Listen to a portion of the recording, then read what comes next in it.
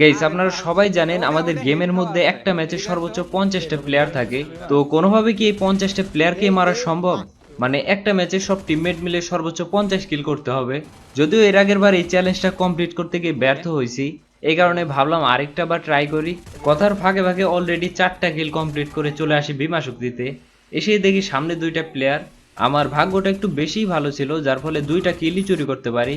তো কিল চুরি করে আমি আমার মতো গেম প্লে করতেছিলাম। আর টার্গেট ছিল একটাই, যেভাবে হোক 50 কিলের বেশি করতে হবে। তো বিমা শক্তির ফাইট শেষ করে আবারও পিকেতে আসি। এসেই দেখি সামনে দুইটা প্লেয়ার। প্রথমে একটাকে অনলি রেড, এরপরে সামনেই ছিল আরেকটা, ওইটাকে হেডশট মেরে ডাউন করি। এই দুটাকে মারার সাথে সাথেই কিল হয়ে যায় 10টা। কিন্তু 50 কিলের জন্য এই কিলটা একটু বেশি কম ছিল, তাই আরো কিল করার জন্য সামনের দিকে যাইতেছিলাম। এরপর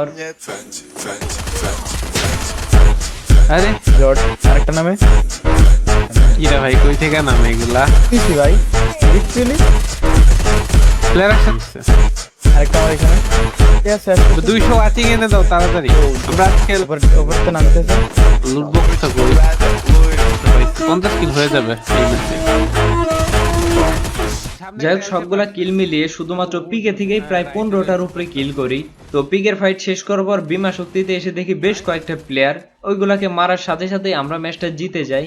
আচ্ছা এখনই পালা সে অন্তিম মুহূর্তের, 50 কিল করতে পারছি নাকি ওইটা নয় আপনারাই কমেন্ট বক্সে জানিয়ে দিন। গাইস কত কিল করলাম বলো তো তোমরা, দাঁড়াও দেখি।